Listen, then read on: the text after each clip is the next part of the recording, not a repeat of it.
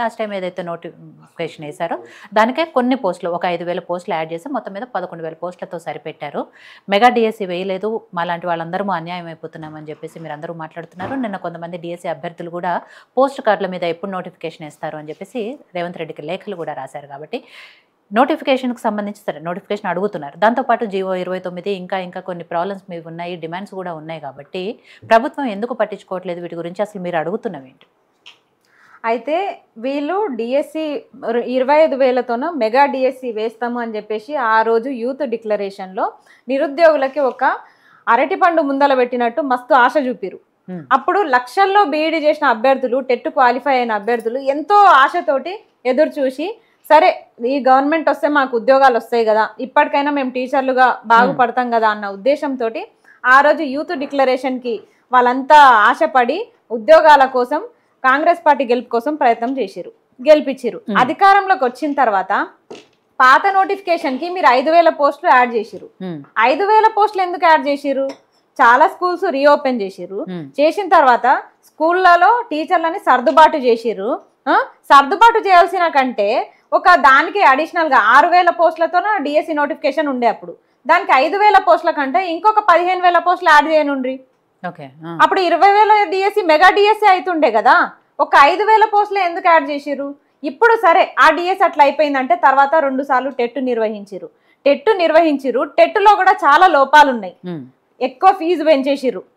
1,000 రూపాయల ఫీజు పెట్టేసిరు. మళ్ళీ district to district ఏ జిల్లాలో అభ్యర్థిని ఆ జిల్లాలోనే ఎగ్జామ్ నిర్వహించేలా చేయకుండా ఒక జిల్లా అభ్యర్థిని వేరే జిల్లాలో వేయడం వల్ల 300 కిలోమీటర్లు 400 కిలోమీటర్లు వెళ్ళి ఎగ్జామ్ రాయాల్సిన పరిస్థితి. చాలా మంది ఎగ్జామ్స్ కి కూడా అటెండ్ అవ్వలేదు.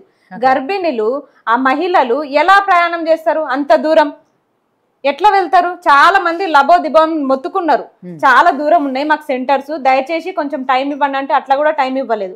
మీరు నోటిఫికేషన్స్ ఇస్తే ఇట్లా అంటారు, టైం అడుగుతారు అని చెప్పేసి వాళ్ళ ప్రయత్నం వాళ్ళు చేసి ఎగ్జామ్ పెట్టేసిరు. అది అయిపోయింది. ఇంకొకటి ఏంటంటే టెట్లో భాషా పండితులకి, బయోసైన్స్ వాళ్ళకి, మ్యాథ్స్ వాళ్ళకి చాలా అన్యాయం జరుగుతుంది.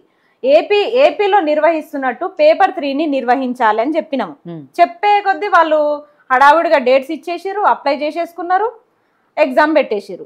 ఆ తర్వాత వెంటనే డిఎస్సి ఎగ్జామ్ అయిపోయింది, రిక్రూట్మెంట్ అయిపోయింది, అపాయింట్మెంట్స్ ఇచ్చేసారు. మళ్ళీ డిఎస్సి వేస్తామని చెప్పేసి కూడా అసెంబ్లీలో కూడా ప్రకటించారు బట్టి విక్రమార్క సార్ గారు. మరి వాళ్ళు ప్రకటించిన తర్వాత మెగా డిఎస్సి మరి ఈసారైనా వస్తుందా రాదా?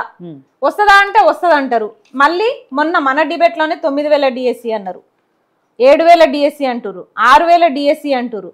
ఇది సంఖ్య ఎందుకు ఇంత సతమతం అవుతున్నారు అంటే మీకే క్లారిటీ లేదా?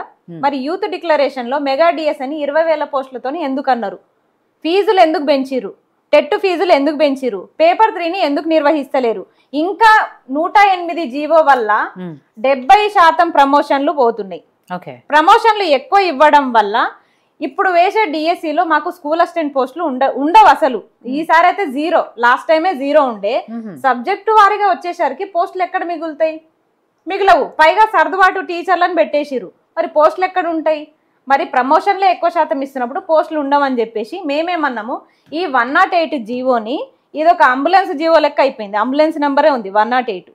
అంత ఎందుకు? ఎంత చంద్రబాబు సార్ మీద మీకు అంత అభిమానం ఉంటే మాత్రం ఇప్పటికీ ఆయన పాలన ఎందుకు కొనసాగిస్తున్నారు? ఎప్పుడో ఉమ్మడి ఆంధ్రప్రదేశ్ ఉన్నప్పుడు చంద్రబాబు గారు ఇప్పుడు పక్క రాష్ట్రంలో డిఎస్సి వేసారు, అదే కదా మెగా డిఎస్సి వేసారు. మరి దాన్ని ఆదర్శంగా తీసుకోండి. కానీ ఆయన పెట్టిన జీవోని ఉమ్మడి ఆంధ్రప్రదేశ్ ఉన్నప్పుడు చంద్రబాబు నాయుడు గారు ఉన్నప్పుడు పెట్టిన జీవోని ఇప్పుడు కూడా అట్లే ఎందుకు కొనసాగిస్తున్నారు? ఇప్పుడు టీఎస్ ని టీజీగా మార్చుకున్నారు, స్పాట్ లో కొన్ని జీవోలను మార్చుకొని ఎన్నో మార్పులు చేసిరు. ఇలాంటి జీవోలు మార్చినప్పుడు ఈ జీవో వల్ల 108 జీవో వల్ల మాకు ఇబ్బంది అవుతుంది, పోస్టులు మాకు మిగలట్లేదు, స్కూల్ అసిస్టెంట్ పోస్టులు. కాబట్టి ఈ జీవోని కూడా కొంచెం సవరణ చేయండి అని చెప్తున్నాం. మొత్తానికి ఆ జీవోని ఎత్తేయండి అంటే కూడా సాధ్యం కాదేమో మీకు. కాబట్టి కొన్ని సవరణలు చేసి మాకు స్కూల్ అసిస్టెంట్ పోస్టులు ఉండేటట్టు కొంచెం న్యాయం చేయమని చెప్పేసి మేము చెప్తున్నాం. ఎందుకంటే ఇంకో మేజర్ ప్రాబ్లం ఏంటంటే ఇవన్నీ ఉన్నాయంటే కేజీబీవి సర్వశిక్షణలో ఇప్పుడు చేస్తున్న అభ్యర్థులకి 10% వెయిటేజ్ ఇస్తున్నారు. వాళ్ళకి 10% వెయిటేజ్ ఇస్తే ఇప్పుడు ఆల్రెడీ టెట్ వెయిటేజ్ ఉంటుంది, పాయింట్లో మిస్ అయ్యే వాళ్ళు ఉంటారు. జాబ్స్ పాయింట్ 0.01, 0.2 ఇంత పాయింట్లో మిస్ అయ్యే వాళ్ళు ఉంటారు. ఇప్పుడు వీళ్ళకి 10% వెయిటేజ్ ఇవ్వడం వల్ల ఉన్నవే అరకొర పోస్టులు. ఆ పోస్టులో కూడా వీళ్ళకి 10% వెయిటేజ్ ఇచ్చేస్తే మా పరిస్థితి ఏంది? ఫ్రెష్గా రాసి కోచింగ్లు తీసుకొని ప్రిపేర్ అవుతున్న అభ్యర్థులకి పరిస్థితి ఏంది? కాబట్టి ఈ వెయిటేజ్ అనేది ఎత్తేయాలి. అది రైట్. సో కుమార్ గారు, ఇదే డిఎస్సికి సంబంధించి మీరు ఏవైతే మెగా డిఎస్సి అడుగుతున్నారో కొన్ని డిమాండ్స్ ఏవైతే ఉన్నాయో వాటికి సంబంధించి ఆస్మా గారు, మీరు ఇంకా చాలామంది అభ్యర్థులందరూ కూడా నిరాహార దీక్ష చేసిన సందర్భాలు కూడా ఉన్నాయి. కాంగ్రెస్ పార్టీ మోసం చేసింది ఈ విషయంలో, డిఎస్సి మెగా డిఎస్సి వేయలేదు మీరు అడుగుతాను. ఎందుకంటే తెలంగాణలో ఇప్పటికే చాలామంది అంటే పదోన్నతులు వచ్చాయి, వాళ్ళకి ప్రమోషన్స్ వచ్చాయి, కొంతమంది పదవి విరమణ చేశారు. దీంతో చాలా వరకు పోస్టులు ఖాళీగా ఉన్నాయి. అయినా కూడా ఎందుకు గవర్నమెంట్ పోస్టులు వేయట్లేదు అనేది మీరు అడుగుతున్న విషయం. బట్ గవర్నమెంట్ మీరు అడిగారా, అధికారుల్ని కలిసారా, వాళ్ళు ఏం చెప్తున్నారు? మెగా డిఎస్సి అనే వాళ్ళు ఎందుకు పాత నోటిఫికేషన్కే కొన్ని పోస్టులు యాడ్ చేసేసారు? ఇవన్నీ కూడా వాళ్ళ నుంచి వస్తున్న సమాధానం ఏంటి? నమస్కారం. ఇది డిఎస్సి గురించి మేడం. మేము ఇప్పుడు ఆస్మా చెప్పినప్పుడు జియో నెంబర్ 108 గురించి దాదాపు 1999లో చేశారు ఈ జియో.